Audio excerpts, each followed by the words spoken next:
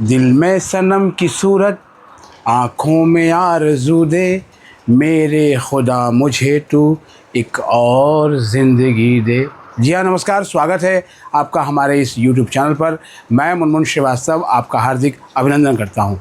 CBSE के class 12 के compartment के स्टूडेंट्स के मन की यही आवाज़ है, क्योंकि जो कुछ उन्होंने झेला, वो झेलते झेलते अब वो जुलाई के बिल्कुल आखिरी सप्ताह में अपने कंपार्टमेंट की परीक्षा देने जा रहे हैं। जी हाँ, 28 जुलाई को कंपार्टमेंट के एग्ज़ाम है और पिछले लगभग एक सप्ताह से आपके मैसेज आ रहे थे कि सर आप CBSE के स्टूडेंट्स को फिर भूल गए। देखिए, मैंने आपको पहले ही बताया था कि ये दिल्ली विश्वविद्यालय को कवर करने वाला जो है वो चैनल है, लेकिन चूँकि ये स्टूडेंट भी बाद में दिल्ली विश्वविद्यालय का ही पार्ट बनते हैं, तो ये भी उतने ही इम्पोर्टेंट है, यानी आपकी अहमियत कोई कम नहीं है। और मुझे लगता है कि CBSE को लेकर जितने सवाल हमने पूछे और जितने मुद्दे उठाए, उतने मुद्दे तो शायद आपको कोचिंग सेंटर्स पे पढ़ाने वाले शिक्षकों ने भी नहीं उठाए, और वो बीच में आपको छोड़कर भाग गए थे। और अब फिर से जो है वो नैया पार और मार्शल और वेदांत और ये वो पता नहीं कौन कौन से जो है बैचेस भेजने के लिए अभी भी पहुँचे हैं, जबकि अब एग्ज़ाम में महज कुछ दिन रह गए हैं। लेकिन तमाम वीडियो जो आपने शेयर किए उनके ऐसे ही आ रहे हैं। वो शुरुआत करते हैं CBSE कंपार्टमेंट एग्ज़ाम को बताने के लिए और उसके बाद जो है वो बैचेस बेचने पे आ जाते हैं। यहाँ इस चैनल पर ऐसा कुछ भी नहीं है। यहाँ जो भी बात होगी वो सीधी बात होगी, आपके हित की बात होगी, और अगर आपसे जुड़े हुए जो सवाल हैं जिनके जवाब आपको मिल रहे हैं उनकी बात होगी। आपको याद होगा कि CBSE में इस साल कितने स्टूडेंट कंपार्टमेंट आई थी? इस साल 1,63,800 स्टूडेंट्स की कंपार्टमेंट आई थी। इनमें से कुछ की जो RT है वो क्लियर भी हो गई आफ्टर रिवैल्यूएशन। रिवैल्यूएशन में बहुत से बच्चों के मार्क्स बढ़े, जब हमने इस पर स्टोरी की, लेकिन तमाम बच्चों के मार्क्स नहीं बढ़े। वहीं कुछ के मार्क्स कम भी हुए, बहुत ही ड्रेस्टिकली। हालांकि इसके लिए कहा गया कि आप CBSE के RO सेंटर्स पर जो है वो आप विज़िट करें और अपनी बात रखें। CBSE ने एक बात और भी कही थी, और वो ये कही थी कि आप RO सेंटर पर आके कॉपी भी देख सकते हैं। इसके लिए बाकायदा एक शेड्यूल आएगा, लेकिन वो शेड्यूल नहीं आया। जिस वक्त तक हम ये वीडियो कर रहे हैं उस वक्त तक भी वो शेड्यूल कहीं नहीं दिखा। अलग से स्टूडेंट्स को फ़ोन आया हो तो मैं नहीं जानता, लेकिन किसी स्टूडेंट ने मुझे इस बारे में कोई जानकारी जो है वो नहीं दी। अब मैं आज की तारीख में ये मान के चलता हूँ कि 1,63,800 जो कैंडिडेट्स हैं वही जो है वो एग्ज़ाम देने जा रहे हैं CBSE का। और बात अगर दिल्ली की करूँ तो दिल्ली ईस्ट में 10,224 जो कैंडिडेट्स हैं वो एग्ज़ाम देंगे। अब इस एग्ज़ाम को लेके आपके मन में बड़ी सारी सवाल हैं। पेपर टफ़ आएगा, पेपर इजी आएगा, सर ड्यू में तो एडमिशन कैसे होगा? यहाँ बिल्कुल आप सही कह रहे हैं, क्योंकि मैंने बहुत पहले बता दिया था कि ड्यू कंपार्टमेंट के केसेस को एंटरटेन नहीं करता है। अगर आपके जो है वो कंपार्टमेंट आई है तो आपको पहले अपना कंपार्टमेंट क्लियर करना पड़ेगा। लेकिन जब तक आपका कंपार्टमेंट का रिज़ल्ट आएगा तब तक दिल्ली विश्वविद्यालय में एडमिशन की प्रक्रिया जो है वो काफ़ी हद तक जो है वो पूरी हो जाती है। अभी आप ही देखिए, आज जिस वक्त हम ये वीडियो कर रहे हैं तारीख है 23 जुलाई, और 25 जुलाई को दिल्ली विश्वविद्यालय के सेकेंड राउंड का CSAS सेकेंड राउंड का जो है वो रिज़ल्ट आएगा कि किन स्टूडेंट्स को सीट मिली, किन को नहीं मिली।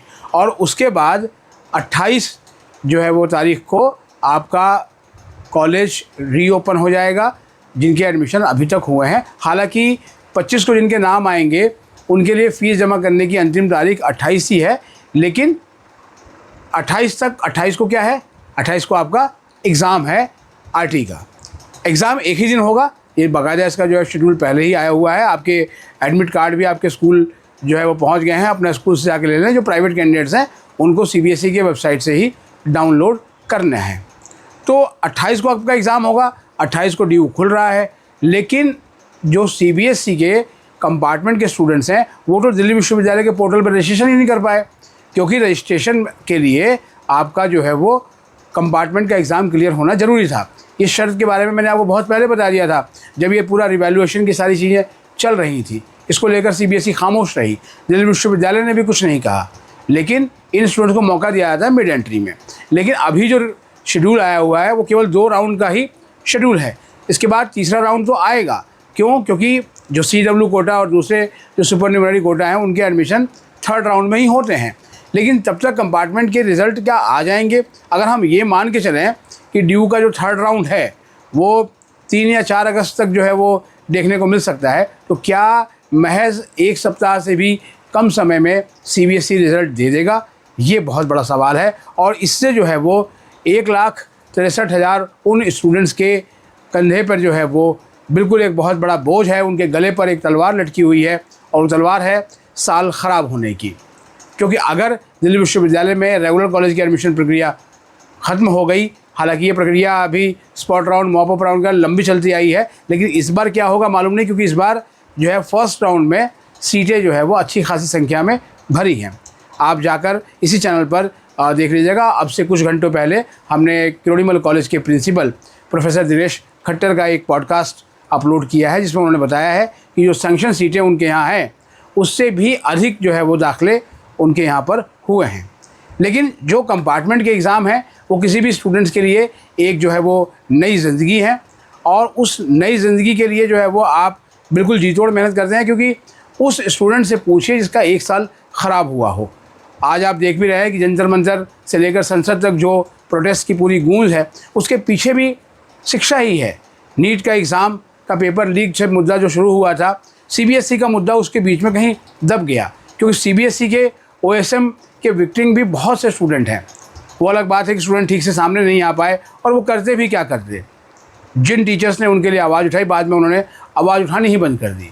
ग्रेस मार्क्स का मुद्दा खूब उठाया टीचर्स ने, हमने भी इसके ऊपर स्टोरी की। लेकिन जब भी हमने इस पर स्टोरी की, हमने आपको बताया कि ग्रेस मार्क्स ऐसे नहीं मिलते हैं। ग्रेस मार्क्स मिलते हैं मॉडरेशन के बाद। और तमाम जो शिक्षक हैं उन्होंने बताया कि इस बार मॉडरेशन हुआ कि नहीं हुआ, इसको लेकर सीबीएसई ने कुछ भी नहीं बताया। मॉडरेशन में ही आपके जो है वो अंक जो है वो एक समान धरातल पर लेके आ जाते हैं, जिससे कि अधिक से अधिक स्टूडेंट्स का फ़ायदा होता है।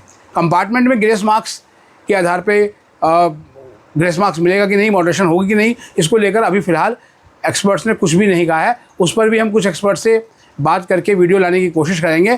फ़िलहाल तो ये है कि दिल्ली विश्वविद्यालय में रेगुलर कॉलेज में आपके एडमिशन का जो सपना है, जो दिया है, वो बहुत धीमा धीमा टिमटिमा रहा है।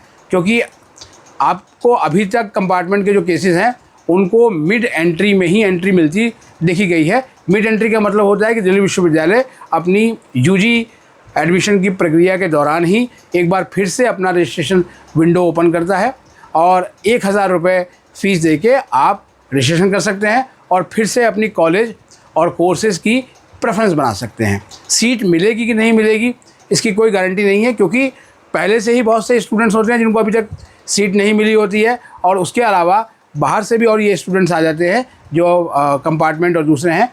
कुछ ऐसे भी होते हैं जो किसी वजह से चूक गए रजिस्ट्रेशन कराने के लिए, तो वो नेचुरली उसके अंदर जो है वो काफ़ी बड़ा नंबर हो जाता है, और जब वो नंबर होता है तो नेचुरली उसकी कट ऑफ भी जो है वो हाई जाती है। हमने पीछे देखा था, आपको पता भी होगा कि जब हमारा एक थर्ड कट ऑफ के बाद जो पंक्तियाँ पॉपुलर हुई, दिल दुखा है लेकिन टूटा तो नहीं है, और उम्मीद का दामन छूटा तो नहीं है। तो आपको भी मैं यही कहूँगा कि इस समय तमाम अपने कोचिंग के कराने वाले जितने भी टीचर्स हैं उनको भूल जाइए, क्योंकि उनके लिए आप सिर्फ जो है वो एक क्लाइंट हैं, और अब आपसे उनको बहुत ज़्यादा उम्मीद नहीं है।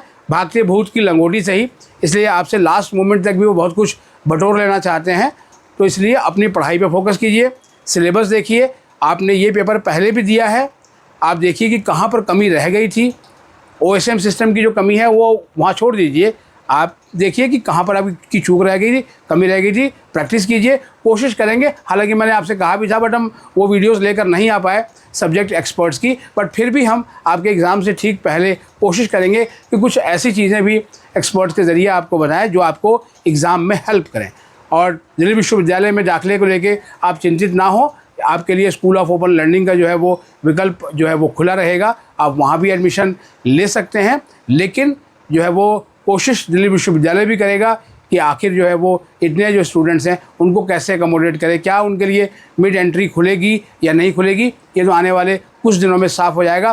फ़िलहाल मैं आपको शुभकामनाएँ दे सकता हूँ, और एक बड़े भाई के नाते आपको ये अलर्ट करूँगा कि आप चुपचाप 6 घंटे, 7 घंटे, 8 घंटे अपनी पढ़ाई कीजिए, और कोशिश कीजिए कि जो ये दूसरा मौका मिला है कि मेरे खुदा मुझे तू एक और ज़िंदगी दे, तो आपको एक नई ज़िंदगी मिले। ये वीडियो कि आपको कैसी लगी कमेंट करके ज़रूर बताइएगा, और लाइक करके हाइप देना बिल्कुल ना भूलें। मिलते हैं एक और एपिसोड के साथ, तब तक के लिए नमस्कार सभी को, ऑल द बेस्ट।